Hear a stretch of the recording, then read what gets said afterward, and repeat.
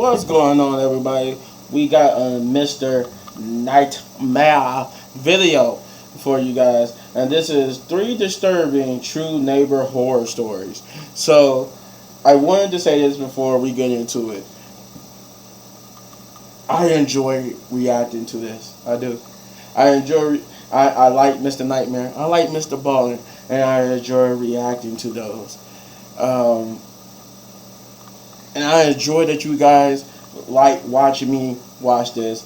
I want to say because I have a video, and it's not it for me is a big deal. I had 800 and so people, 800 plus people view that video of my Mr. Ballin' reaction, and I just want to say thank you to all those who you didn't have to, but you did. You clicked, and I'm very grateful for that. I just want to let you know it don't go unappreciated that you watched the video. With that being said, if you like me reacting to that, enjoy it. That's why I'm a fan of Mr. Ballin'. I'm a fan of Mr. Nightmare. And I just react to their videos. That's it. You don't have to watch it. But if you do want to watch it, thank you. Now that being said, let's see some Mr. Nightmare, because this is a 20-minute video, so I just wanted to take time to show my appreciation. So, oh no, it's an 18-minute video, so my bad.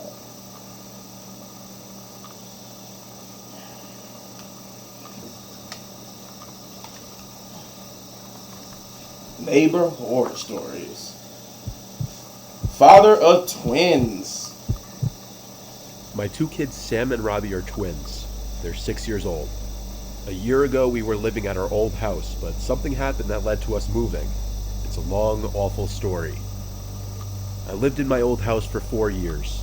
My wife Carol and I got married while I was living there, and we had our kids there too. The neighborhood was slowly changing, not for the better, but even still, we originally planned on staying in that house for the foreseeable future, until this happened.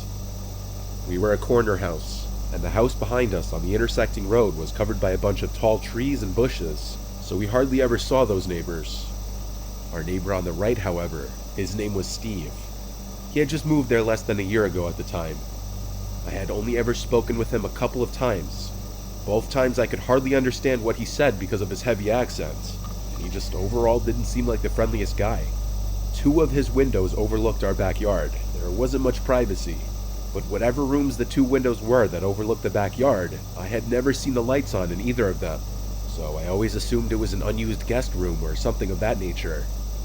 One day in the summertime, Sam and Robbie were playing in the backyard in their blow-up pool and with their water guns while I was outside doing yard work. There came a certain point where I was walking towards the detached garage, and then I saw Steve next door at his window for a second. Only half a second after noticing him did he turn and walk away from the window. It was slightly odd for sure, but I left it alone. Later that day, as the sun was going down, the kids went back outside to play again. It was a very hot day, so they went back in their blow-up pool while Carol and I were in the kitchen as she was making dinner. Then the kids' laughter went quiet for a while, and suddenly Robbie came inside and said there was a flashing light from the neighbor's window. I had to follow him to the backyard to ask him to show me what he was talking about. He pointed to one of Steve's upstairs windows that overlooked the backyard, and he said there was a white light that kept coming from that window. I right away assumed the worst, and asked the twins if it looked like a camera flash. They both said yes. I told them it's time to dry off and come inside. So I helped them dry themselves, and then brought them in, where I went to tell Carol about this. She right away assumed the worst just like me. She said I should go next door and knock on Steve's door. So I did. But when I did, he never answered the door. His car was even in the driveway, so he had to be home.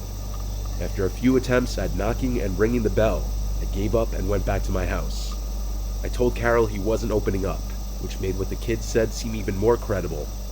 While we couldn't prove that the white light the kids were seeing was a camera flash, it sure did sound like it, and it was concerning to hear.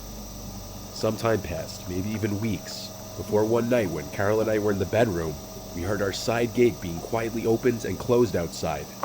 Carol wanted me to go check outside, so I stepped out into the backyard and looked around.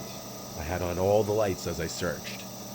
I found nothing and nobody, but I noticed the lights in Steve's backyard were on. I went over to look over the fence into his yard, and I nearly jumped out of my skin when he came up to the fence from the other side and asked if I needed something. I asked him if he'd seen or heard anyone sneaking through our yard. He said no. I took this time to also ask him bluntly if he had by chance been watching my kids, as they thought someone was at his window taking pictures of them playing in the pool. His reaction to this was a bit suspicious. He acted overly offended to my asking this, almost yelling at me for such an accusation. Again, without proof, I couldn't, nor did I want to, start issues with the neighbor. I apologized and went back inside. Carol was not happy about this, saying he's full of shit. The next incident didn't happen until another few weeks later. This time it was in the middle of the night when we were asleep. I woke up to Carol shaking me in a panic. I looked around the room confused at first, but then when I heard the kids screaming from their room, I exploded from the bed and ran downstairs to the kids' room. Robbie was awake and crying, and I found out a few seconds later that his crying and screaming had awoken Sammy, who was crying and screaming in reaction to him. Robbie said there was someone outside the window a second ago, and there was a camera flash from the window. I got goosebumps, but I also felt my blood begin to boil. All I could say was, "What did he look like?" He said he didn't see. I brought the kids up to our room to sleep in the bed with us. With the lights off, I peeked out our bedroom window to look across at Steve's unlit house next door. I looked at each window of his house, and I found him. He, just like me, was peeking out one of the upstairs windows, in that same room that overlooks the backyard. I stormed outside next door and rang his doorbell like 15 times. He never opened his door. I did call the police just to make a report on Steve. That way, if any future reports were made about him from other people, maybe the police department would look into him. I never saw him again. Sometimes I'd sit out front waiting to see him outside, but he'd clearly avoid coming outside when I'd be out there. Because of this, we ended up moving within a month to a new house in a different but nearby town, which has proven to be a better place to raise the kids anyway.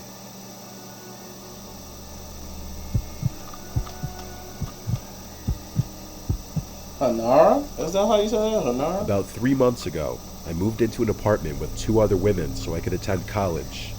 There's a list of things that make the building we live in not that great. For example, most apartment rooms face the corridor, where people from the same floor as you will constantly walk left and right to get in or out of the building. So if you keep your windows open, anyone pacing outside can see into your room. But considering I spend most of my time at college, and the girls I live with and most of the neighbors are really nice, the things on that list don't really bother me that much. A few nights ago, while getting ready to go to bed, I could hear music playing from somewhere, mostly pop songs from the 2000s. Since we live in a student-friendly city full of frat houses and the likes, I thought nothing of it. There were probably a bunch of parties going on and the sound was coming from one of them, or maybe it was just some drunk friends listening to it on the street.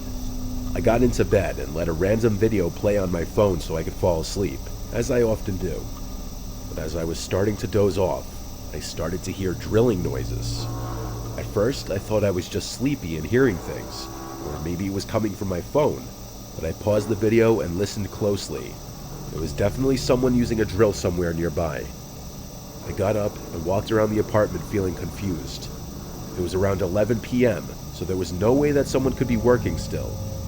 The sound was louder at my bedroom window, so I opened it to check, and quickly realized that it was coming from the neighboring apartment, the one that's closest to my window. At that moment, I realized that music was also coming from there. No one lives in that specific apartment, so my confusion only grew.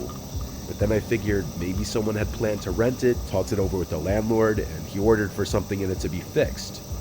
Still, the fact that they were doing it so late into a Thursday felt really strange.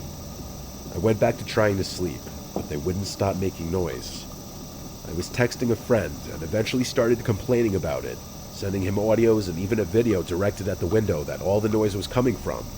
He said I should call the police because there was no way it was legal for someone to be doing this, especially in a building full of apartments. I decided against it, since I just wanted to get some rest, and it was already past midnight by then. I forced myself to sleep through the drilling sounds, but a little past 1 in the morning, I woke up again, this time to hammering. Feeling stressed, but not enough to take action just yet, I tried to sleep once more, only to wake up again. This time, I didn't even check what time it was. I was totally fed up. so I just put on a robe and made my way to confront whoever it was. The window to the apartment was open, so I decided to talk to those people from there. The window was located above the stairs though, so I would have to go down a few steps to get into view, and I'd look even shorter being seen from there, but that was the last thing on my mind. As soon as I got to the window, I felt most of the courage leave me. In that room, there were 4 men, who all seemed to be around their 30s or 40s, and they all stopped whatever they were doing to look at me. Now, only the song coming from the radio could be heard, and somehow it felt chilling to have all those other noises stop so abruptly, because even though that's everything I wanted just seconds earlier, I definitely didn't want to be the one thing these 4 men were focused on. Another thing that bothered me, but I didn't think about it until the next day, was those men's peculiar choice of music.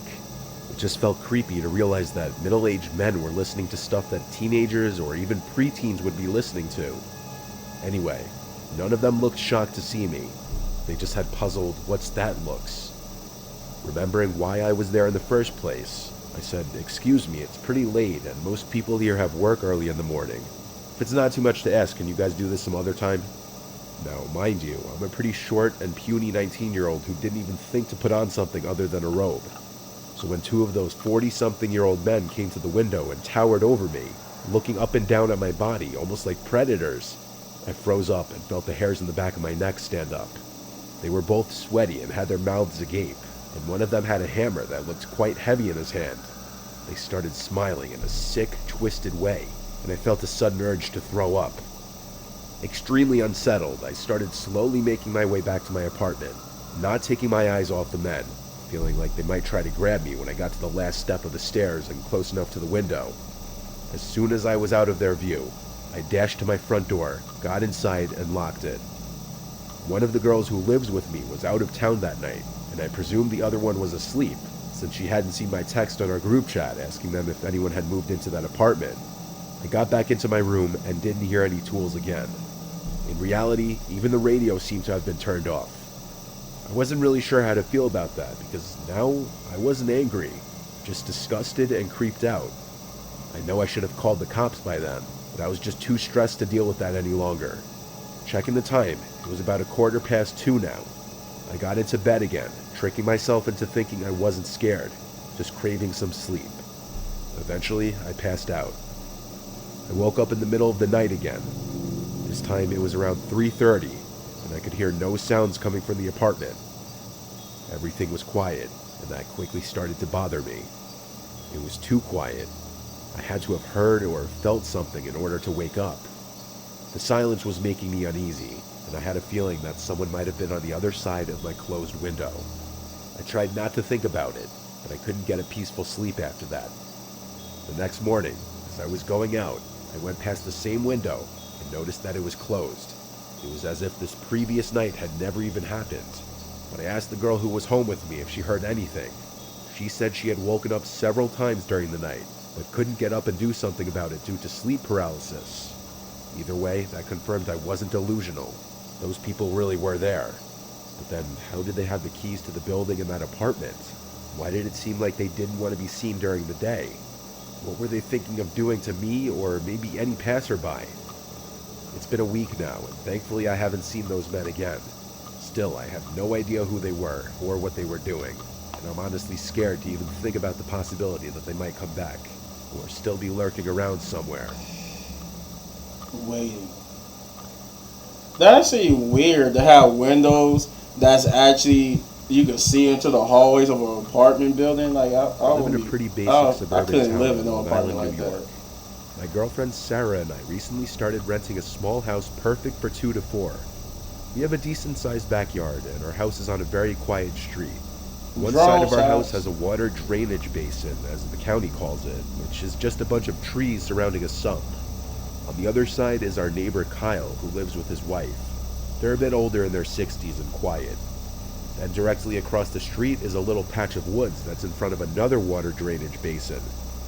So for people who like privacy out front, our house is perfect. But then there's the backyard. Kyle's house is blocked off by some bushes that the landlord planted years ago. So besides the house directly behind us over the fence, there's no other houses that could see into the yard. However, that one house looking into our backyard was all that it's taken to genuinely make Sarah and I uncomfortable. As I'm writing this, it's currently the fall, so we've been doing fall cleanup the past few weeks in the front and backyard. I started noticing any time we were out there were these two people standing at the upstairs window of the house behind us. It was a middle-aged man and woman. When I'd look up to that window, they'd keep looking and watching me. It got really uncomfortable to the point we pretend not to notice it, but we could only stomach doing this for so long. The leaves kept falling day by day, and the fall cleaning would need to continue. Sarah wouldn't want to be in the yard anymore because she was getting so creeped out at those two people who would watch us out the window without fail. So one foggy day while raking, I looked up at the window and once again, the two were standing at the big rectangular window. I decided to wave at them, see if they'd wave back. After a few seconds of smiling and waving, they didn't move. No reaction. But I could feel their stares and I could see their eyeballs looking at me. I turned away from the window and tried to continue raking, but after sneaking a peek back at the window a couple minutes later and seeing them still there, I felt too awkward and weird being out there. I went inside. Sarah said we should go over and introduce ourselves. At first, I was hesitant of that, but I was persuaded to walk around the block with her to that house and ring the bell. We expected one of those people at the window to answer the door, but instead, the door cracked open, just enough to see half of a person's head. It didn't look like either of those people who were always at the window. It was also super dark in the house, to the point that it looked incredibly ominous and uncanny staring at half of that person's face. Oh, this guy hell looked no. a lot younger, like in his 20s. Sarah and I tried to be friendly and introduce ourselves. The guy seemed very closed off, though, and not interested in speaking. He had a very what do you need type of attitude about him, and when I asked if he lives with anyone else here, like his parents, he said no. I mentioned the man and woman who were always at the window upstairs. The guy on the other side of the door said he doesn't know who I'm talking about. Sarah and I felt really unsettled, so we just left. But weirdly, as we walked down the walkway back to the sidewalk, I noticed the guy behind the door was still peering half of his face through the cracked open door. I'm sure he watched us walk away until we were out of sight. That interaction was weirder and creepier than we were expecting. When we got back home, I went upstairs to our room. The upstairs of our house is only our master bedroom and the bathroom. It has 2 windows. One of the windows looks over to that house over the fence, and I looked out the window to see those 2 people looking out the window again. And even at this distance, I felt like they were staring right at me. I shut the blinds and went down to tell Sarah. We agreed it was time to plant some arborvitaes to block their window from view. The only problem is it's already the fall, and it's too late to plant any kinds of trees. We have to make it through winter.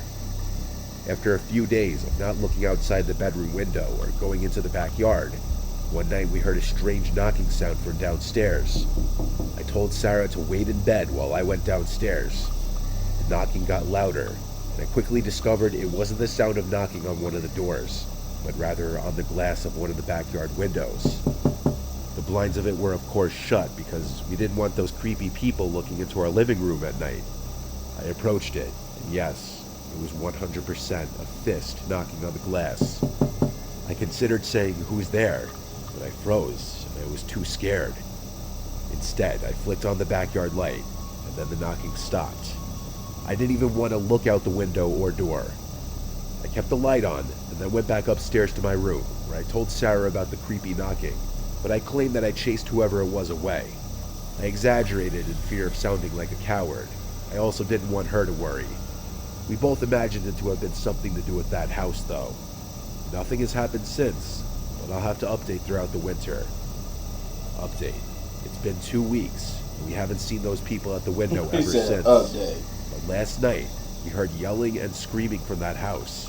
I had to open our window, and it became clear there were muffled yells coming from that house. The fact that we heard it through 2 sets of closed windows just goes to show how loud the yelling was. And out of nowhere, it just stopped and went quiet.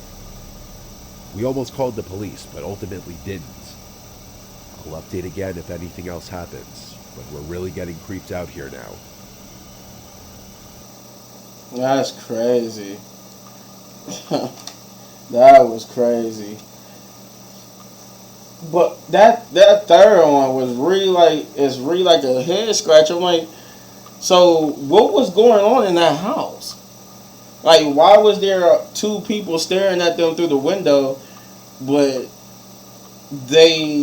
but when they went to go confront, try to investigate, the dude said there wasn't no two people. Then they heard screaming. So, what did the young man have? Like two people, had two elderly people kidnapped, and was the elderly people trying to get help? That's why they were staring. Like, what was going on? Like that whole story, that whole third story left me with more answers than more questions. I mean, than answers.